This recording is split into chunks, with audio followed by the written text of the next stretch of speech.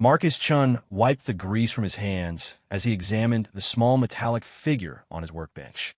The alien child's toy bot was no bigger than his palm, with delicate crystalline joints and a face that reminded him of a cartoon character from his childhood. Its large purple eyes had gone dark, and one of its tiny arms hung limp at its side. "Please fix Bebo," the small Zealothy child said again, her four eyes glistening with what Marcus had learned were tears for her species. Her mother stood behind her, tentacles wrapped protectively around the child's shoulders. "Don't worry, little one," Marcus said gently. "I'll have Bebo dancing again in no time." The repair bay of Station Harmony was quiet today. Most of the other technicians were dealing with a merchant vessel's engine problems 3 levels down. Marcus preferred it this way. He could focus better without the usual chaos of emergency repairs and shouting supervisors. He activated his magnification visor and peered into the toy's inner workings. Zealothy technology was fascinating, even in their toys. Where human electronics used circuits and processors, the Zealothy used biocrystalline matrices that grew and adapted. The Toybot's power source was a tiny seed-like core that pulsed with faint blue light. "Ah, there's the problem," Marcus muttered. One of the crystal connectors had cracked, probably from being dropped. He reached for his micro-tools, specially modified to work with alien tech. Most human technicians struggled with non-human technology, but Marcus had always had a gift for understanding how things worked, regardless of their origin. As he worked, he hummed an old Earth tune his grandmother used to sing. The Zealothy child watched with fascination as his hands moved with practiced precision. Her mother had relaxed slightly, though her tentacles still twitched nervously. "You're very good with our technology," the mother said in accented galactic standard. "Most humans find it difficult." Marcus smiled without looking up. "I've always enjoyed puzzles. Every species builds things differently, but the basic principles are usually the same. Everything wants to work. You just have to figure out what's stopping it." He carefully extracted the damaged crystal and held it up to the light. The crack ran through its center like a frozen lightning bolt. Setting it aside, he opened a drawer filled with various alien components he'd salvaged over the years. Station Harmony saw traffic from dozens of species, and Marcus never threw anything away that might be useful. "Let's see. Zealothy crystal matrix, approximately 3 millimeters. He sorted through the drawer until he found what he was looking for. Perfect. The replacement crystal was from an old Zealothy communication device, but it would work. He carefully shaped it with a precision laser, adjusting the frequency until the crystal hummed at just the right pitch. The Zealothy child's eyes widened as she watched the crystal glow brighter. "Your young one has good instincts," Marcus said to the mother. She knew to bring Bebo to someone who would understand. Some repair shops would have just told you to buy a new one. "Bebo is special," the child said solemnly. "Grandmother made him for me before she returned to the Crystal Gardens." Marcus nodded respectfully. He'd learned that returning to the Crystal Gardens was the Zealothy way of referring to death. The toy was irreplaceable, a connection to a loved one. He worked with even more care, knowing what the small bot represented. As he began installing the new crystal, the shop's door chimed. Marcus didn't look up, focused on the delicate connection he was making. "Be with you in a moment," he called out. "Take your time, technician," a deep voice replied. "I'm simply observing." Marcus's hands didn't waver, but he noticed the Zealothy mother's tentacles suddenly tighten around her child. The voice carried authority, the kind that came with rank. He finished the connection and activated the toy's power core. Bebo's eyes flickered to life, glowing with warm purple light. The small bot sat up, looked around, and immediately began what could only be described as a happy dance. The Zealothy child squealed with delight, reaching out as Bebo jumped into her forehands. "Bebo, you're better." She hugged the toy carefully, and it hugged her back with its tiny arms. Marcus smiled and pulled off his magnification visor. "Good as new, maybe even a little better. I upgraded the crystal's resonance frequency. Bebo should be more responsive now." Thank you," the child said, bouncing on her forelegs. Her mother produced a credit chip, but Marcus waved it away. "No charge for toy repairs," he said. "Shop policy for kids." The mother's tentacles fluttered in what he'd learned was the Zealothy equivalent of surprised gratitude. "You are very kind. Say thank you to the nice human, Zilla." "Thank you, nice human." Zilla said, making Bebo wave at Marcus. As the Zealothy family left, Marcus finally turned to address his observer. He found himself looking at a human admiral in full dress uniform, her gray hair pulled back in a regulation bun. She was studying him with sharp blue eyes that seemed to take in every detail. Admiral, Marcus stood straighter, not quite at attention, but respectful. Admiral Sarah Holsworth, she said, extending a hand. That was impressive work, technician. Not many humans can work with Zealothy biocrystal technology. Marcus shook her hand, noting the firm grip. Thank you, ma'am. I've had some practice. Station Harmony sees all kinds of tech. Indeed, the Admiral walked around his workbench, examining his tools and the various projects in different stages of completion. How long have you been working here? 3 years, ma'am. Before that, I worked on the mining stations out near the Kuiper Belt. And before that? Her tone was casual, but Marcus could sense the weight behind the question. He hesitated for just a moment. Various places. I've always been good with my hands. The Admiral picked up the cracked crystal he'd removed from Bebo. She held it to the light, studying it with what seemed like genuine interest. You know, we have technicians in the fleet who specialize in alien technology. They go through years of training, use the most advanced equipment available, and still, most of them couldn't have done what you just did. I'm sure they're very capable, ma'am. Oh, they are. She set the crystal down carefully. But capability and intuition are different things. That child's toy used 7th-generation Zealothy biocrystal matrices. The same technology they use in their Starship navigation systems, just miniaturized. You diagnosed and repaired it in under 20 minutes with basic tools. Marcus shrugged, uncomfortable with the scrutiny. Like I said, I enjoy puzzles. The Admiral moved to his tool rack, running a finger along the handles. These tools, some of them are custom-made. Standard tools don't always work with alien tech. I've modified most of my equipment over the years. Clever modifications. This plasma cutter, for instance. You've added a frequency modulator. What? Despite himself, Marcus found himself warming to the topic. Different species use different energy signatures in their technology. Thackeray alloys respond to high-frequency plasma, but Vendarian composite needs low-frequency pulses. The modulator lets me adjust on the fly. Brilliant. The Admiral smiled, and it transformed her stern face. Tell me, Mr. Chun, have you ever considered working for the fleet? We could use someone with your skills. I'm happy here, ma'am. Station Harmony is peaceful. Peaceful, she repeated, as if tasting the word. Yes, I suppose it is. She moved to his personal workspace, where he kept a few mementos. A hollow photo of Earth, a lucky Martian rock, a small collection of alien coins. Her eyes stopped on something, and her entire demeanor changed subtly. Marcus followed her gaze to his coffee mug, sitting next to his half-eaten lunch. It was an old mug, chipped and stained, with barely visible text that read "World's Best Dad," and a child's handprint in faded pink paint. You have children, Mr. Chun? The Admiral asked, her voice carefully neutral. I had a daughter. Once. Marcus's voice was steady, but his hands found a wrench to fidget with. I'm sorry for your loss. It was a long time ago. He set the wrench down, picked it up again. Is there something I can help you with, Admiral? I doubt you came here just to watch me fix toys. Admiral Holsworth turned from the mug to face him directly.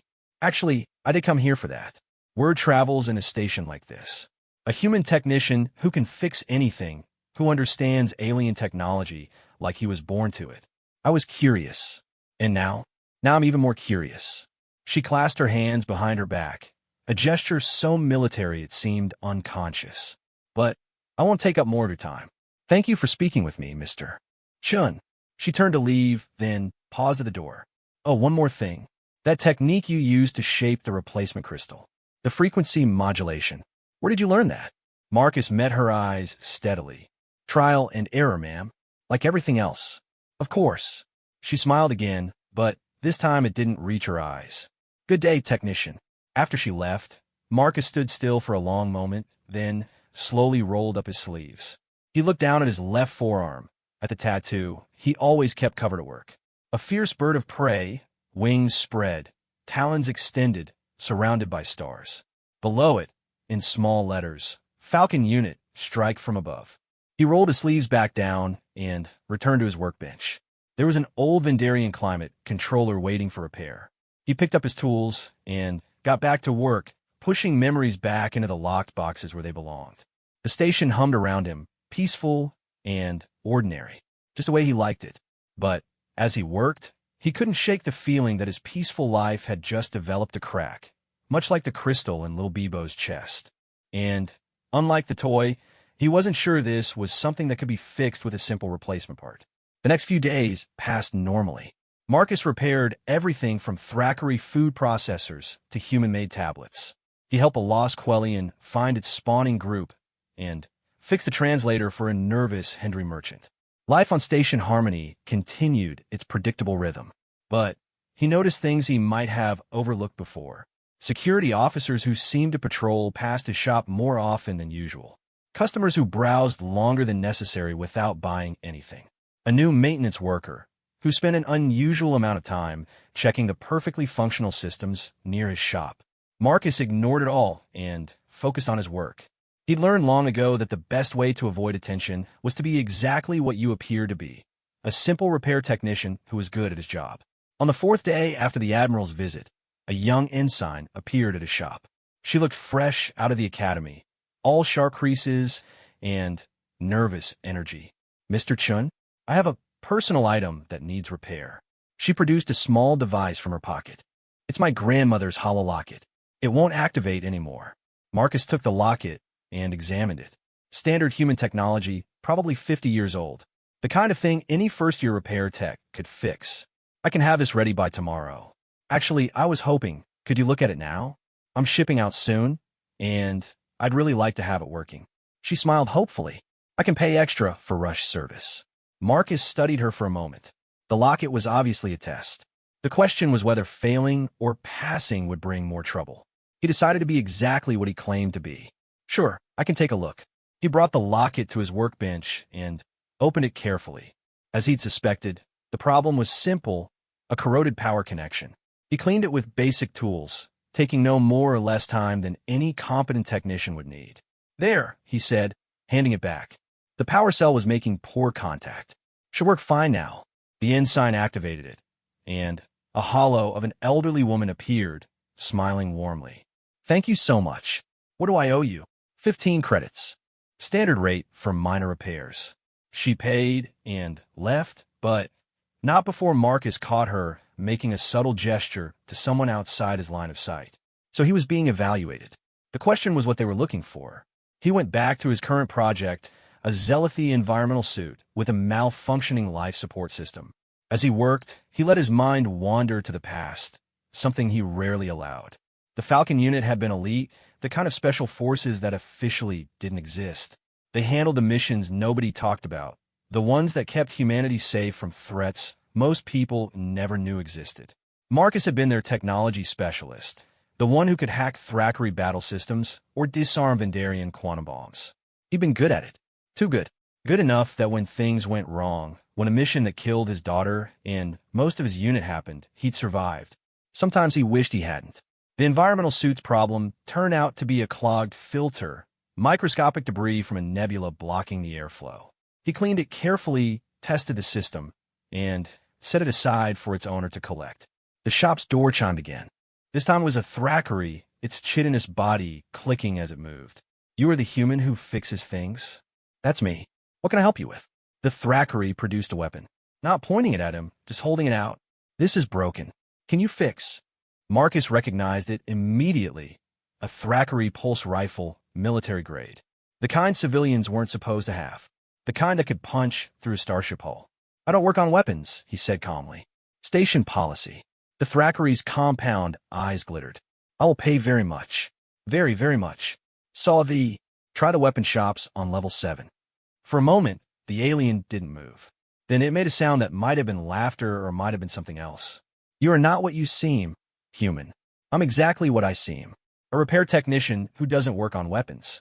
The Thackeray left without another word, taking its illegal rifle with it.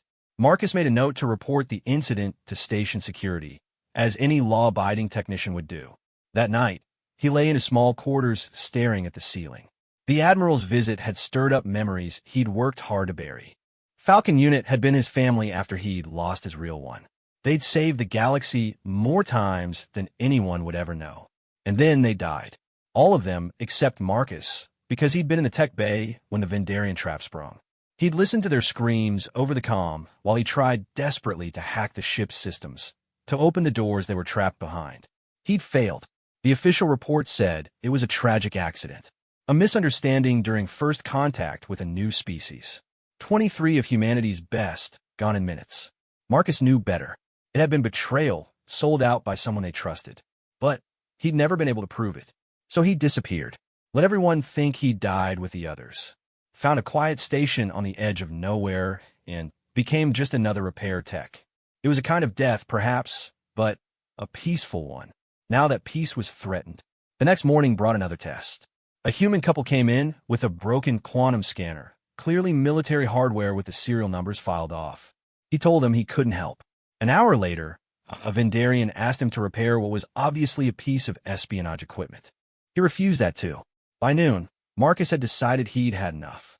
Whatever game was being played, he wanted no part of it. He was considering closing early when the shop door chimed one more time. A small figure entered, moving with the careful steps of age. It was a Zealothy elder, skin patterns faded to soft pastels. She carried something wrapped in cloth. "You are the human who fixed my great-granddaughter's toy," she said, her voice like wind chimes. Marcus recognized her now. Zilla had mentioned her grandmother. "I am, but I thought that I had returned to the Crystal Gardens?" The elder's 4 eyes crinkled with amusement. "A small deception. I find children behave better when they think their elders are watching from beyond. How can I help you?" She unwrapped her bundle carefully, revealing a device Marcus had never seen before. It was beautiful and alien, all flowing curves and pulsing crystals. "This is a memory keeper," she explained. "It holds the thoughts and experiences of my family line going back 12 generations. It is dying." Marcus leaned closer, not touching yet, but studying. The technology was beyond anything he'd seen, even in his Falcon Unit days. "I've never worked on anything like this. No human has. But Zilla told me how you fixed her toy, how you understood our technology as if it were your own."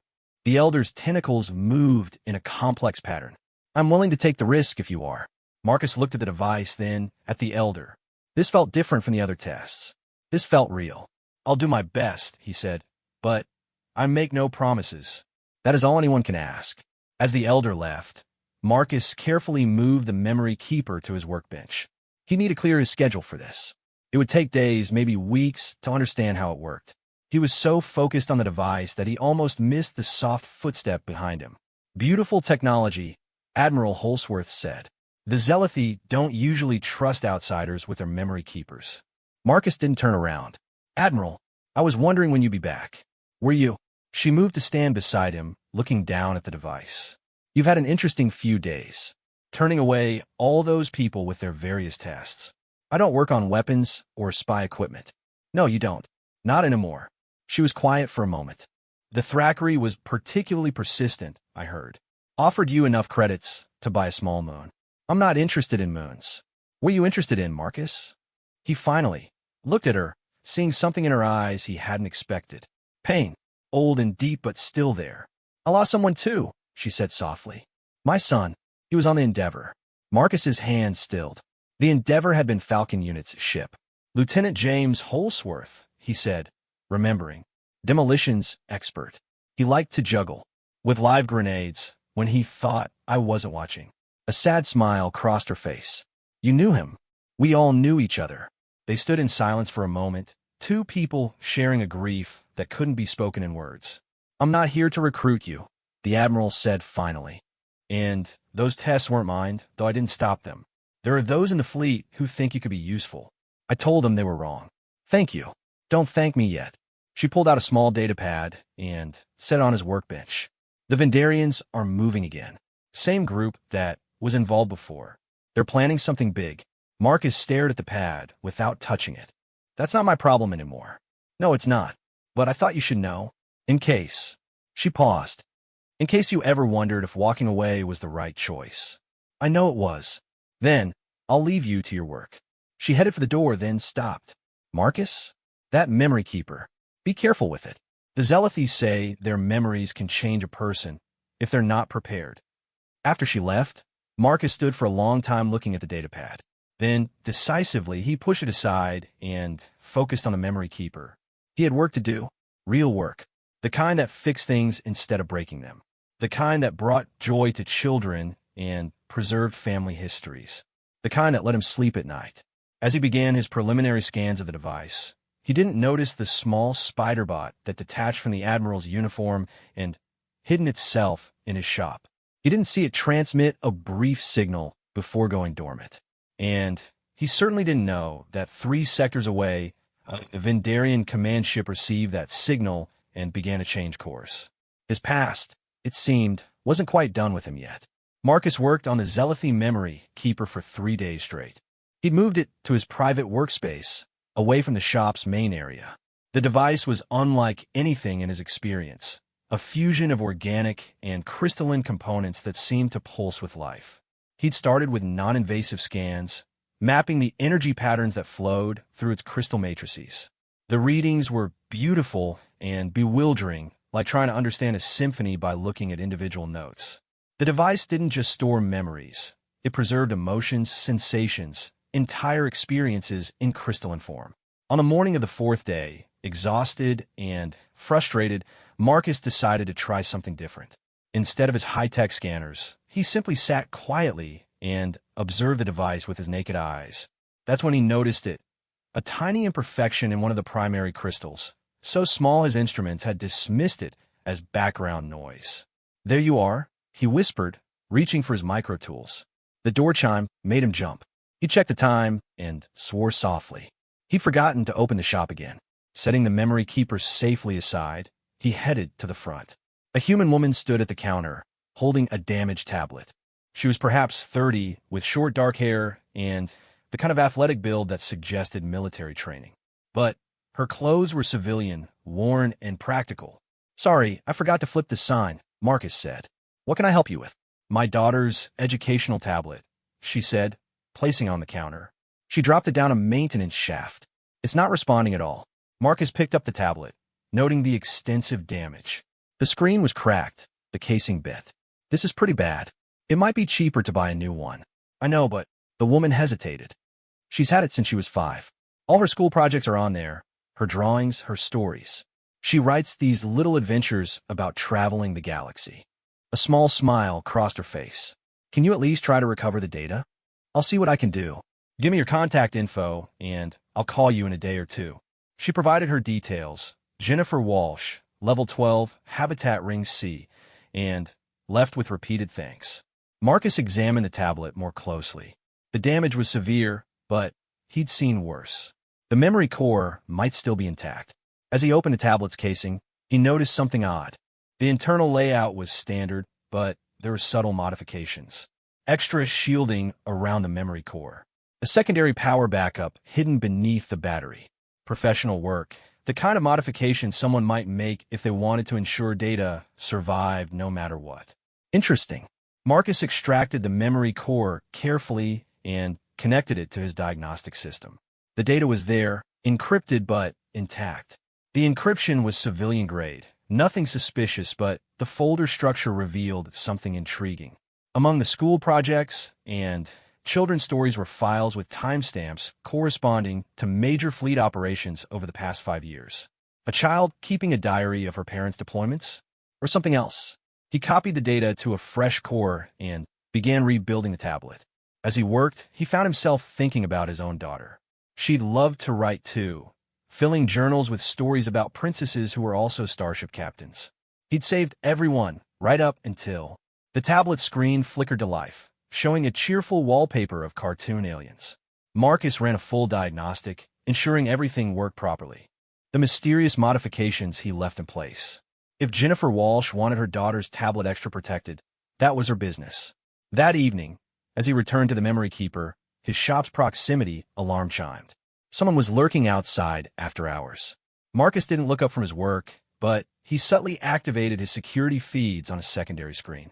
A figure in maintenance coveralls stood across the corridor, pretending to examine a wall panel. They'd been there for 20 minutes, occasionally glancing at his shop. human, male, moving with the careful precision of someone trying very hard to look casual. Marcus ignored him and focused on the memory keeper, using tools finer than human hair. He carefully worked on the flawed crystal. The imperfection was microscopic, a tiny fracture that was interrupting the memory flow. He couldn't replace the crystal. It was grown, not manufactured, unique as a fingerprint. Instead, he would have to repair it. He applied a biocrystalline solution he'd synthesized from his salvaged Zealothy components, using a technique that was part science, part art, and part intuition. The crystal absorbed the solution slowly, the fracture beginning to seal. The watcher outside moved closer, now directly across from his shop. Marcus pretended not to notice, but his hand drifted toward the emergency lockdown button. Just in case. The memory keeper suddenly pulsed with brilliant light. Images flooded Marcus's mind. Not his own memories, but flashes of Zealothy experiences. A garden of singing crystals. The taste of light during a binary sunset. The feeling of spawning in warm mineral pools. He gasped and pulled back, blinking away the foreign sensations. The device continued to glow, but softer now, steadier. The repair was working. His proximity alarm chimed again. The watcher was joined by two others, one human and one Thackeray. They weren't even pretending to be subtle now. Marcus calmly saved his work and secured the memory keeper in his safe. Then he walked to his shop's front door and opened it. "Can I help you, gentlemen?" he asked pleasantly. The three exchanged glances. The first human stepped forward. "Marcus Chun, that's what the sign says. We're here about the Vendarian situation." "What Vendarian situation?" The man pulled out a fleet intelligence badge. "The one where 3 Vendarian battle groups are converging on this sector. The one where our sources say they're looking for someone. The one where that someone might be you." Marcus leaned against his doorframe. "Sounds like you had me confused with someone important. I fixed things. That's all." The Thackeray clicked its mandibles. "The Vendarians do not send battle groups for simple repair technicians." "Then, maybe they're not coming for me. Or maybe," the second human said, "they found out that the last surviving member of Falcon Unit is hiding on this station. Maybe they're coming to finish what they started 5 years ago." Marcus's expression didn't change. "Falcon Unit? Is that a vid show?" The intelligence officer sighed. "We're trying to help you. The Vendarians will be here in less than 48 hours. If you're really who we think you are, they won't just come for you. They'll tear this station apart to get you. Then, it's a good thing I'm not who you think I am." Marcus started to close his door. "Now, if you'll excuse me, I have work to finish." "Your daughter's name was Lily," the officer said quietly. "She was 8 when she died on Colony THRE-7. The Vendarians said it was an accident, a terraforming accident. But you knew better." Marcus stopped, his hand tight on the door control. "They killed her to draw out Falcon Unit," the officer continued. "And it worked. You came running right into their trap. They got your entire unit. Everyone except you. Get out." Marcus's voice was deadly quiet. "We can protect you. We can dash. Get out." The three backed away quickly. As they left, the Thackeray turned back. "The female human, Walsh. She is not who she claims to be." Then, they were gone, leaving Marcus alone with his racing thoughts. He closed the door and locked it, then slumped against the wall. Lily. They'd used Lily's name. His hands were shaking. He hadn't allowed himself to think her name in years. It hurt too much, opened too many doors better left closed. But now, the Vendarians were coming. After 5 years of silence, they were coming for him. Why now? What had changed? He thought about the tests over the past week. Admiral Holsworth's visit. The various attempts to gauge his abilities. Had someone leaked his location? Or had the Vendarians found him on their own? It didn't matter. What mattered was that station harmony was in danger. 40,000 souls, humans and aliens alike, living in peace.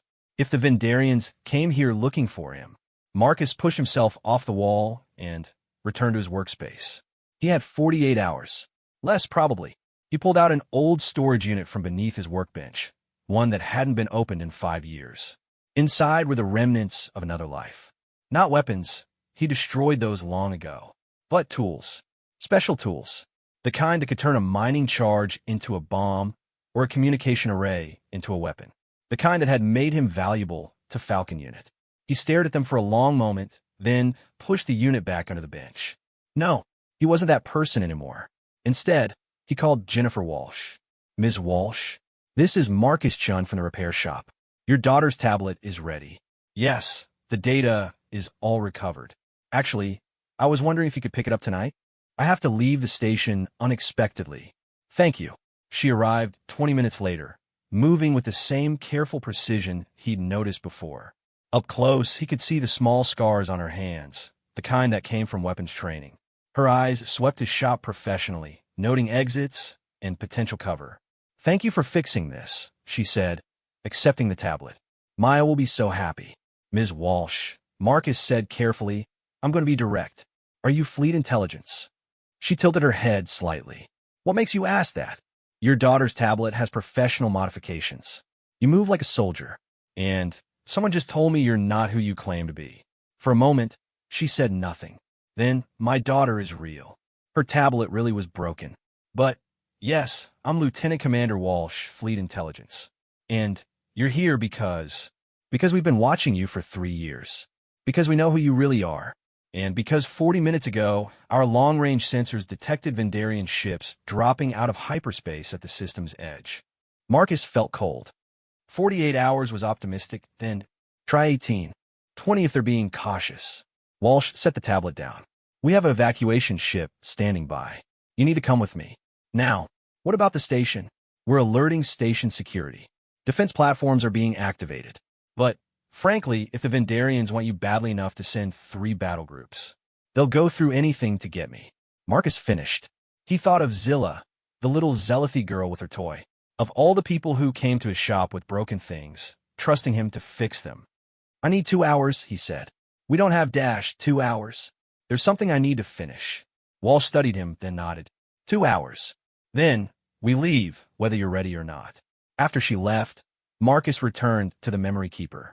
It was almost repaired, the crystalline matrices humming with renewed life. He worked with desperate efficiency, knowing that every minute counted. As he made the final adjustments, the device pulsed again. This time, the memories were clearer, more focused. He saw the Zealothy Elder as a young spawning, learning the sacred patterns. He felt her joy at her first successful crystal synthesis, her sorrow at leaving her birth pool. And then he saw something else. A memory not from the Elder, but from her grandmother. A meeting with strange beings who moved like shadows and spoke in quantum probabilities. The Vendarians, a century ago, trying to steal the secrets of Zealothy biocrystal technology. They failed then. The Zealothy had driven them off, but not before learning something crucial about Vendarian technology. A weakness, a frequency that disrupted their quantum phase shields. Marcus blinked, shaking off the alien memories. He looked down at the memory keeper, now fully repaired and glowing with healthy light. The Elder had known. Somehow, she'd known he would need this information. His comm unit buzzed. Chun, this is station control. We need all civilians to move to emergency shelters. This is not a drill. He could hear the fear in the controller's voice. The Vendarians must be closer than expected. Marcus carefully wrapped the memory keeper and placed it in a carry case. Then, he began gathering other items. Not his old tools, but his new ones. The frequency modulator. The biocrystal samples. Everything he'd learned in 5 years of fixing alien technology. As he worked, his shop's door chimed. He looked up to see Admiral Holsworth standing there in full combat gear. Time's up, Marcus.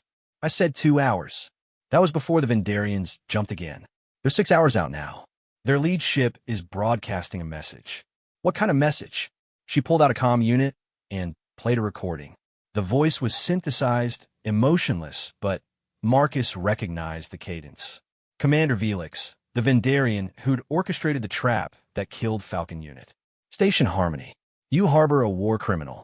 The human Marcus Chun, last of the terrorist group known as Falcon Unit. Surrender him, and you'll be spared. Refuse, and we'll take him anyway. You have 4 hours to comply. Marcus set down his tools. War criminal, their latest propaganda. Apparently, Falcon Unit committed atrocities against Vendarian civilians. All fabricated, of course. Of course. He looked around his shop one last time. 5 years apiece. It had been good while it lasted. All right, Admiral. Let's go. Just like that. I won't let them destroy this station. He picked up the memory keeper's case. But I'm taking this with me. As they left the shop, Marcus saw people running through the corridors. Families heading for shelters, security forces taking positions, shopkeepers securing their stores. The peaceful rhythm of station harmony was shattered. They took a transport to the docking ring, where a sleek military courier waited. As they boarded, Walsh appeared from the cockpit. Pre-flight is complete. We can launch as soon as. Chun. Marcus had stopped at the hatch, looking back at the station. Somewhere in there was a little zealothy girl who trusted him with her toy. An elder who trusted him with her family's memories. Thousands of beings who just wanted to live in peace. They'll follow us, he said. Even if we run, they'll follow. And they'll punish the station for helping me escape. That's not your problem, Holsworth said. Isn't it? He turned to face her. I spent 5 years trying to convince myself that I could just disappear, that my past wouldn't catch up, but it always does. Marcus, we don't have time for this. He held up the Memory Keeper's case. Do you know what this is? It's 12 generations of zealothy memories, including a way to defeat Vendarian shields. Both women stared at him. The elder knew, he continued. Somehow, she knew I'd need this. She trusted me. He set the case down carefully. I'm tired of running. You can't fight 3 battle groups, Walsh protested. No, but I can make them think twice. He pulled out his comm unit. Station control, this is Marcus Chun. Patch me through to the Vendarian fleet. There was a pause, then, Mr. Chun, what are you doing? Something I should have done 5 years ago. Patch me through. Another pause, longer this time. Then, the channel opened, and Marcus spoke. Commander Velix, this is Marcus Chun. I know you're listening. The response came immediately. The terrorist reveals himself. Surrender now, and the station will be spared. I have a counteroffer. Single combat. You and me. If you win, you get what you came for. If I win, you leave this system and never return. Laughter, cold, and electronic. You would face me alone? The last time Falcon Unit faced the Vendarians, it did not go well for them. The last time you cheated. You used our trust against us. This time we do it properly. Unless you're afraid to face one human without your tricks and traps. Silence. Marcus could feel Holsworth and Walsh staring at him. He kept his eyes on the comm unit. You are in no position to make demands, Velix finally said. I'm in a better position than you think. See, I spent 5 years on this station. Made a lot of friends. Fixed a lot of things, including some very interesting zealothy technology. He picked up the Memory Keeper's case again. Want to know what 12 generations of zealothy learned about fighting Vendarians? Another pause. You're bluffing. Maybe. Or maybe I'm the galaxy's best tech specialist, and I just figured out how to turn your own quantum phase technology against you. Want to find out the hard way. Marcus, Holsworth whispered urgently. What are you doing? He muted the comm, buying time. And maybe, just maybe, ending this. He unmuted the channel. What's it going to be, Velix? Face me one-on-one, or wonder for the rest of your life if you could have. Very well. The words dripped with contempt. Single combat. You and I. Neural arena, full stakes. When you lose, your mind will be mine, and I will know all your secrets. And when you lose, your fleet leaves and never comes back. Agreed. 1 hour. My ship will send coordinates. The channel closed. Marcus sagged slightly, then straightened as he noticed his audience had grown. Several station security officers had gathered, along with what looked like half the docking bay staff. Did you just challenge a Vendarian commander to single combat? One of them asked. Apparently. Do you have any idea how to fight in a neural arena? Marcus smiled grimly. Not a clue, but I've got an hour to figure out. He turned to Holsworth. Admiral, I'm going to need access to everything the fleet has on Vendarian neural combat. And Commander Walsh? I need you to take the Memory Keeper and analyze its data on Vendarian shield frequencies. Marcus, Holsworth said, this is insane. Neural combat isn't like physical fighting. It's mind against mind. The Vendarians have been doing it for centuries. I know. He started walking back into the station. But they've never faced a human who understands alien technology the way I do. And, more importantly, he paused, looking back. They've never faced someone with nothing left to lose. That wasn't entirely true. He had found things to care about again on Station Harmony. A quiet life. Simple pleasures. The satisfaction of fixing broken things. But now those things were threatened, and Marcus Chun was done running. It was time to remind the galaxy why Falcon Unit had been feared. The hour passed quickly. Holsworth had pulled every file on Vendarian neural combat, but most of it was theoretical. No human had ever survived a full neural link with a Vendarian. Their minds work in quantum probabilities, she explained as they headed for the transport. They can see multiple futures, process countless variables simultaneously. In neural combat, they essentially trap their opponent in probability loops, paralyzing them with infinite possibilities. Sounds fun, Marcus muttered, checking the neural interface collar he'd been given. It was human technology, but it would have to integrate with Vendarian systems.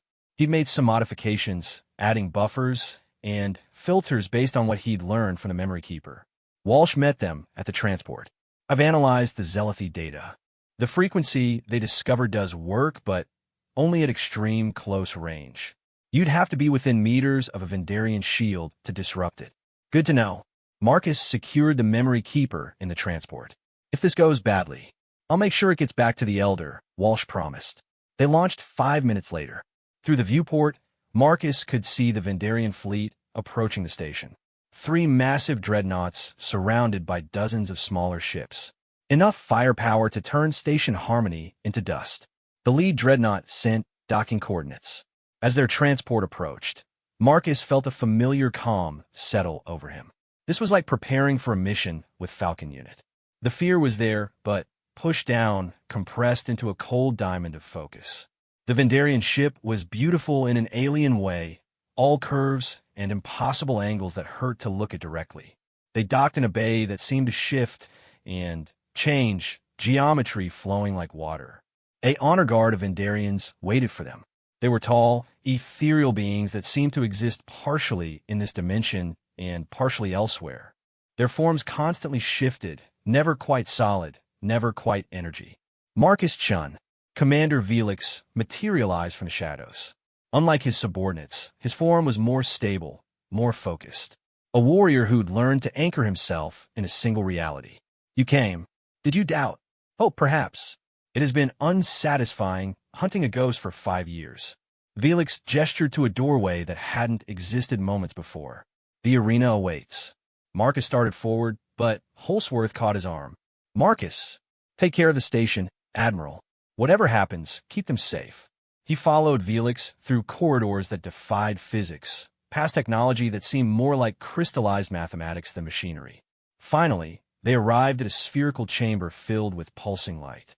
The neural arena, Velix announced. Here, our minds will meet without the constraints of physical form. Here, the strongest will survive.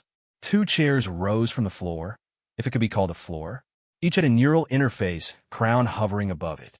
Marcus took his seat without hesitation. Tell me something, Velix, he said as the Vendarian settled into the other chair. Why Lily? Why kill a child? For the first time, Velix's form wavered slightly. It was necessary. Falcon Unit would not have come otherwise. Necessary. Marcus tasted the word like bitter medicine. You murdered an 8-year-old girl and called it necessary. Your unit killed thousands of Vendarians. Soldiers. Warriors. Not children.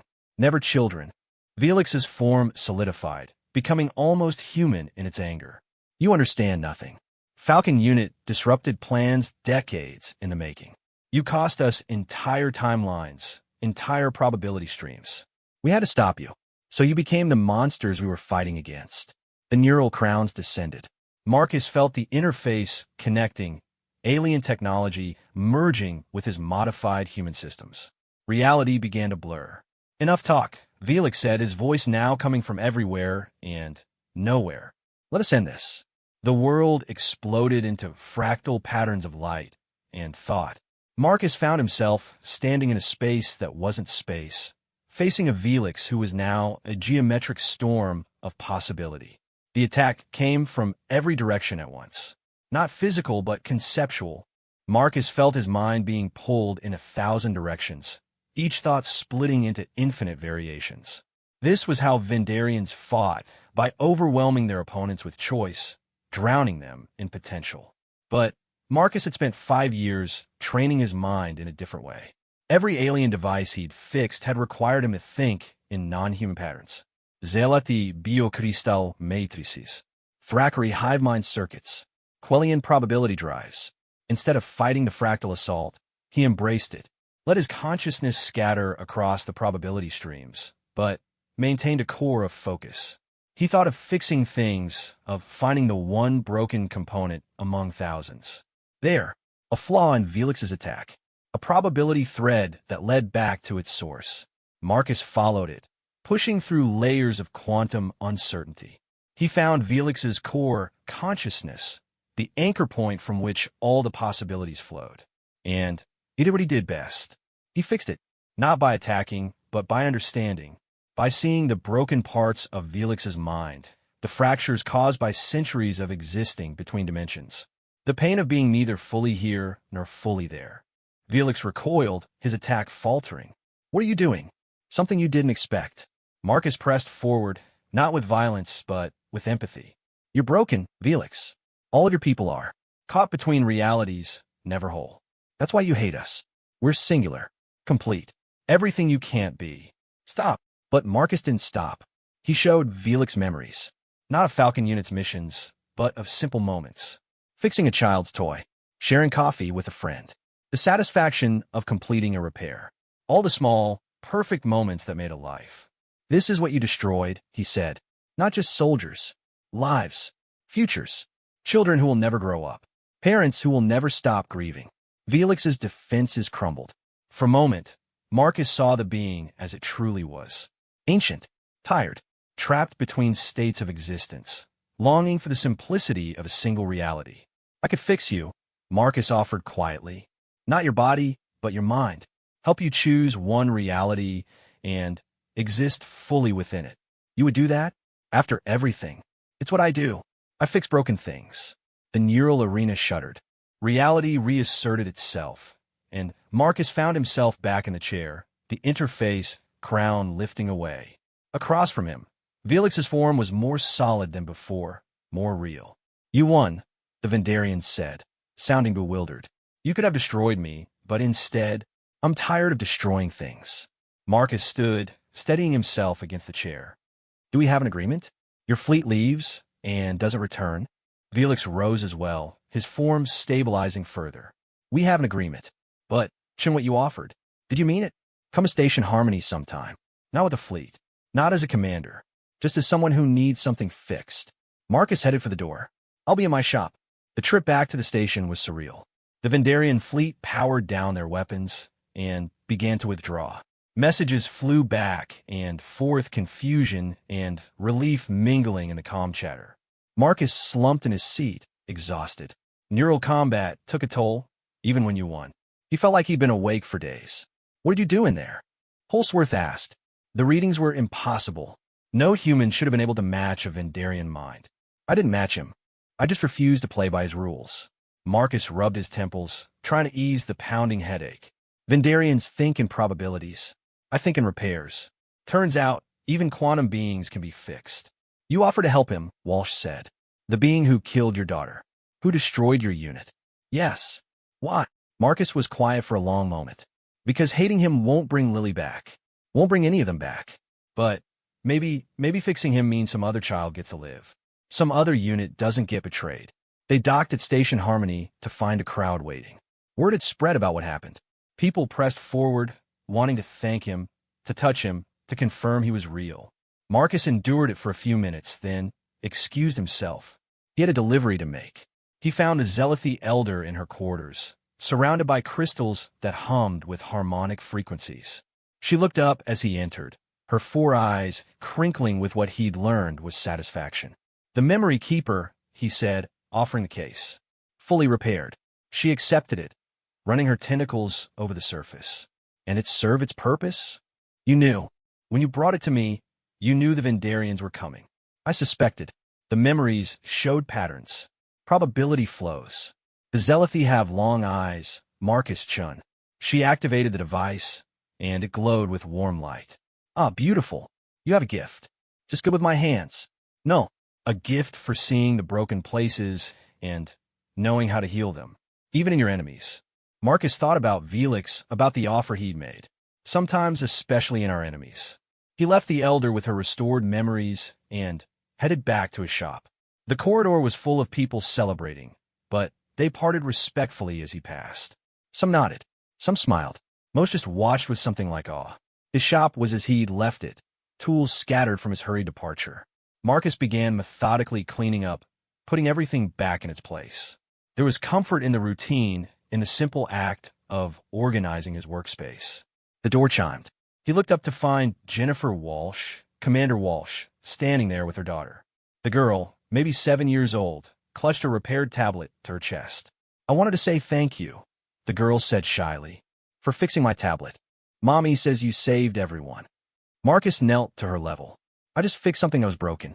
Same as your tablet. Can you fix anything? I try my best." The girl smiled and held out her tablet. On the screen was a story she'd written, titled "The Man Who Fixed the Stars." "I wrote it about you," she said proudly. Marcus read the first few lines and felt his throat tighten. It was about a lonely repairman who secretly saved the galaxy by fixing broken things, one repair at a time. "It's beautiful," he said. "Thank you." After they left, Marcus returned to his workbench. Tomorrow, there would be more repairs, more broken things to fix. The galaxy would keep turning, and people would keep needing help with their damaged devices and failing systems. But tonight, he allowed himself a moment of peace. He picked up his old coffee mug, the one that said "World's Best Dad," and traced the faded handprint with one finger. "I love you, Lily," he whispered. "I hope I made you proud." Outside his shop, Station Harmony hummed with life. Safe, whole, fixed at least for now. And, in his heart, Marcus felt something he hadn't experienced in 5 years. Not quite healing. Some breaks could never be fully repaired. But perhaps the beginning of it. A fracture starting to knit, held together by purpose and the simple act of helping others. He made himself a cup of tea and settled in to update his inventory. There would be new challenges tomorrow, new puzzles to solve, new things to fix. For now, that was enough. The shop's door chimed one more time. Admiral Holsworth entered, still in her combat gear, but looking more relaxed than he'd ever seen her. "Thought you'd gone back to your ship," Marcus said without looking up from his inventory. "Soon. I wanted to talk to you first." She pulled up a stool and sat across from him. "That thing you did with Velix. The fleet's going to want to study it. Develop it into a weapon." "No, I haven't even made the offer yet." "Still no." Marcus set down his datapad. "I didn't beat Velix by being a better warrior. I beat him by being a better repair technician. You can't weaponize empathy, Admiral. Can't you?" "Shouldn't then." He picked up a broken comm unit from his pending repairs pile, examining it absently. The galaxy has enough weapons. Maybe it needs more fixers. "Is that what you're going to do? Stay here, keep repairing toys and tablets?" Among other things, Marcus began disassembling the comm unit. Did you know the Thackeray ambassador's daughter has a pet cyber rabbit with a faulty motivation unit? And the new Quellian trade delegation has 3 members with malfunctioning translation implants. Plenty of work for a simple repair tech. Holsworth watched him work for a moment. "You're never going to be simple, Marcus. Not after today. The entire quadrant knows who you are now. Then they know where to find me when things break." He looked up at her. "Tell the fleet I appreciate the offer, but I'm done with that life. If they need someone who can think like aliens, who can solve problems without violence, they know where I am. But I won't be a weapon again." She nodded slowly. "I'll tell them. They won't like it. They'll adapt. Adaptation is what humans do best." Speaking of which, Holsworth pulled out a small device. "My son's old music player. I've kept it all these years, but it stopped working. I don't suppose." Marcus took the device, recognizing the model. Military issue, designed to withstand combat conditions. The kind of thing soldiers carried to remember home. "I can fix this," he said softly. "Give me a few days." "Thank you." She stood to leave, then paused. "Marcus? What you said about more fixers, fewer weapons. You might be onto something. The fleet's been so focused on fighting threats, maybe we've forgotten about preventing them. Hearts and minds. Hearts, minds, and broken toys." She smiled. "I'll be in touch." After she left, Marcus held the music player up to the light. Another broken thing carrying precious memories. Another chance to restore something that mattered to someone. He got to work, humming his grandmother's song as Station Harmony settled into its night cycle around him. Tomorrow would bring new challenges, but tonight he was exactly where he belonged. A fixer in a galaxy full of broken things, doing his small part to make it whole. 2 weeks had passed since the Vendarian incident. Station harmony had returned to its comfortable rhythm, though Marcus noticed the changes. Security patrols were more frequent. The defense platforms had been upgraded, and people looked at him differently now, with a mixture of respect and curiosity that made him uncomfortable. His shop had been busier than ever. Word had spread through the quadrant about the human who could fix anything, who had faced down a Vendarian fleet with nothing but empathy and technical know-how. Marcus tried to maintain his quiet routine, but the universe seemed determined to complicate his life. This morning brought a particularly unusual customer. The being standing in his shop doorway was unlike anything in Marcus's experience. It appeared to be made of living glass, its transparent body filled with swirling galaxies of light. When it moved, reality seemed to bend around it, as if space itself was uncertain about its presence. "You are Marcus, Chun," it said, its voice like wind chimes in a cosmic storm. "I am Prismatic Thought Ascending of the Luminari Collective." Marcus set down the Hendry atmospheric processor he'd been repairing. "I've heard of the Luminari. You're from beyond the galactic rim, aren't you?" "We exist between spaces," Prismatic confirmed, "in the gaps where reality grows thin. We have a problem." "What kind of problem?" The Luminari's form shifted, and, suddenly, Marcus could see inside it more clearly. At its core was a dark sphere, pulsing with sickly purple light. Cracks spider-webbed across its surface. "Our heart core," Prismatic said. "It maintains our connection to this dimension. Without it, we scatter across infinite realities, lost forever." "It is failing." Marcus leaned closer, studying the device through the being's transparent form. "How long has it been damaged?" 3 of you months. "We have consulted the greatest minds of 17 species. None could help. Then, we heard of you.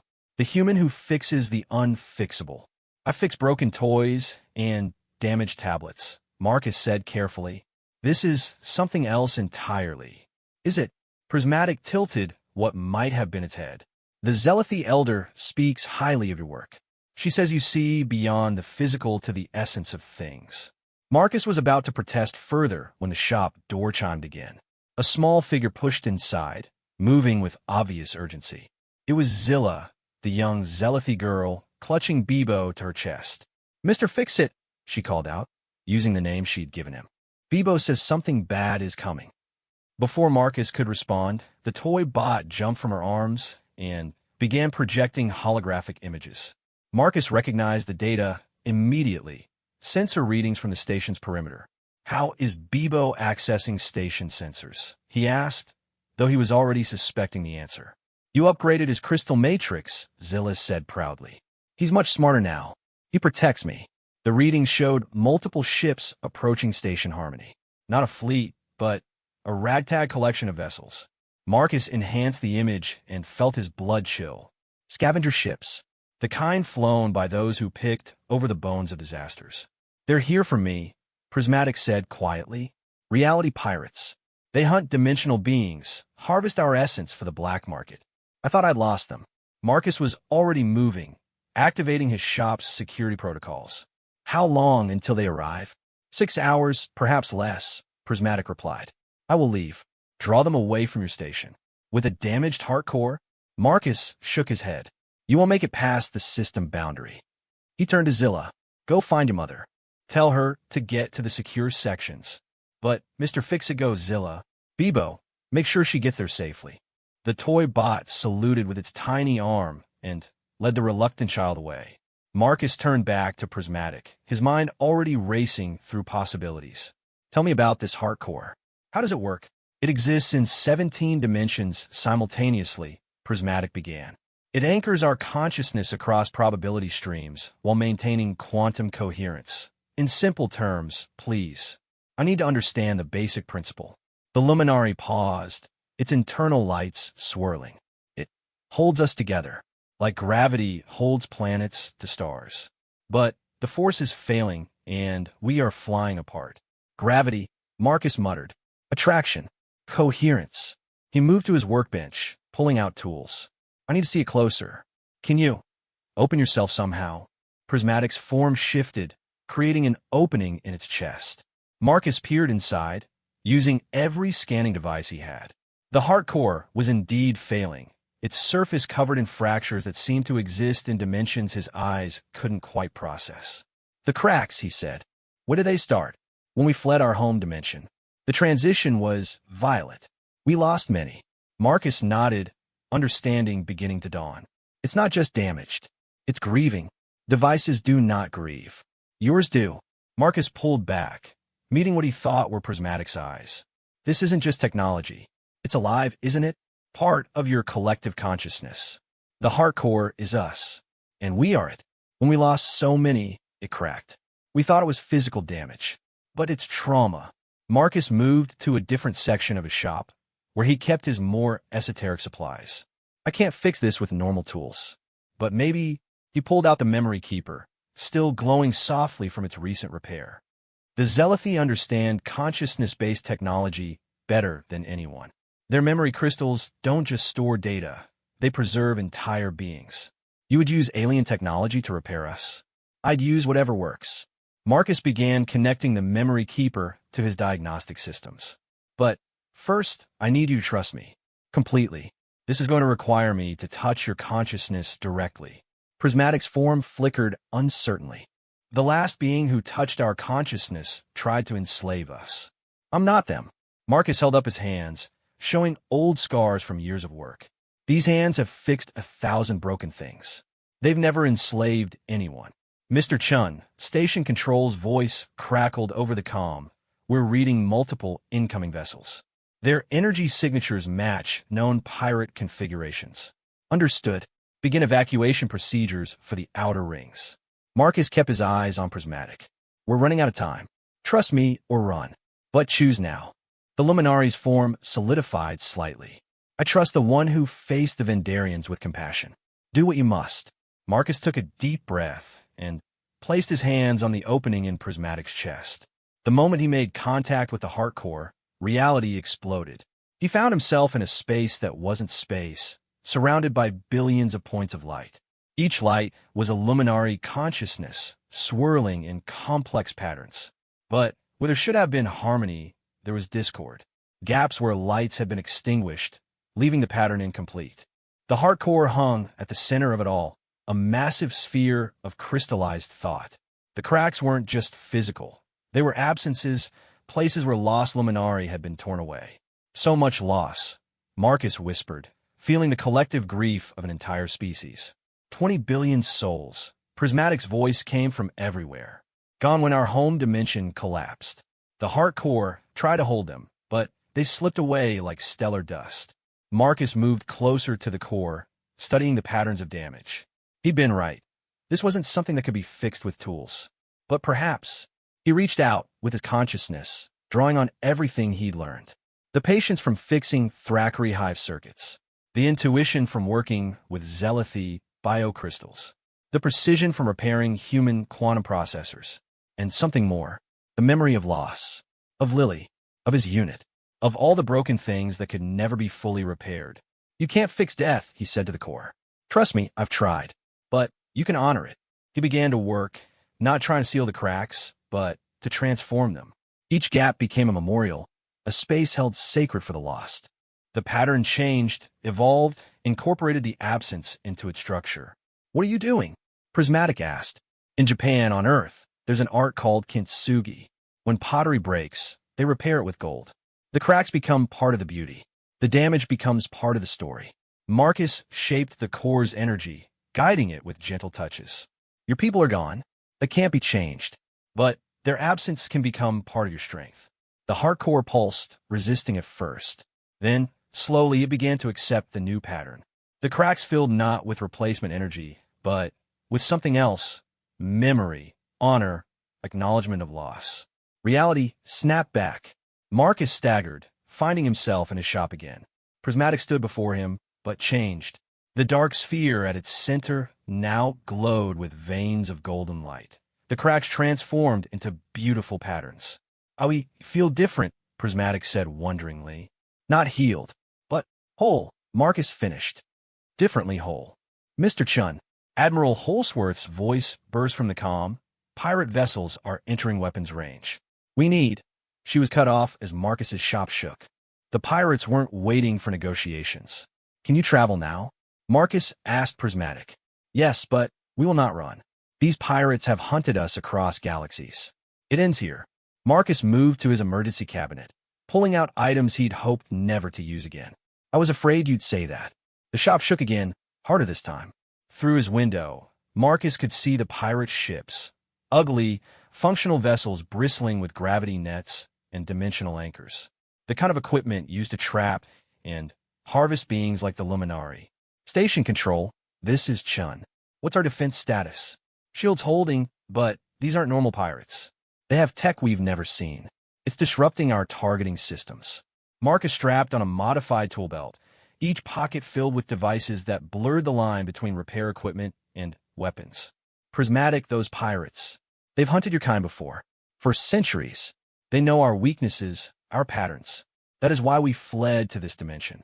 And they followed you here. Marcus activated his shop's hidden systems, defenses he'd installed but never used. Which means they're confident. Overconfident, maybe. His comm unit crackled. Chun, this is Captain Vex of the Stellar Reaper. We know the Luminari is there. Send it out, and we'll leave your little station alone. Marcus opened a channel. This is Marcus Chun. The Luminari is under the protection of Station Harmony. Leave now, and I won't demonstrate why that's a bad idea. Laughter, harsh and electronic. The famous Marcus Chun, the human who thinks he can fix everything. Can you fix a dimensional collapse? Because that's what we'll do to your station if you don't comply. The threat was real. Marcus had seen dimensional weapons used during his Falcon Unit days. They didn't just destroy, they unraveled reality itself. Prismatic, he said quietly, I need to understand your dimensional nature. Quickly, the Luminari moved closer. We exist between realities. The pirates use this against us, creating dimensional storms that trap us in single timeline. But with your heart core repaired, we are stronger, but still vulnerable. The golden veins you created are beautiful, but untested. Marcus smiled grimly. Then let's test them. He activated his comm. Captain Vex, you want the Luminari? Come and get them. Foolish human. All ships, activate dimensional anchors. Tear that station apart if necessary. Marcus felt himself existing in multiple realities simultaneously. In one, he was still in his shop. In another, he was aboard the lead pirate ship. In a third, he stood in the void between stars. All equally real, all equally now. This is impossible, he heard himself say in 17 different voices. No, Prismatic replied through their shared consciousness. This is how we exist, how we survive, by being everywhere and nowhere. The pirate ships fired their dimensional anchors, beams of twisted space-time lancing toward the station. But instead of locking,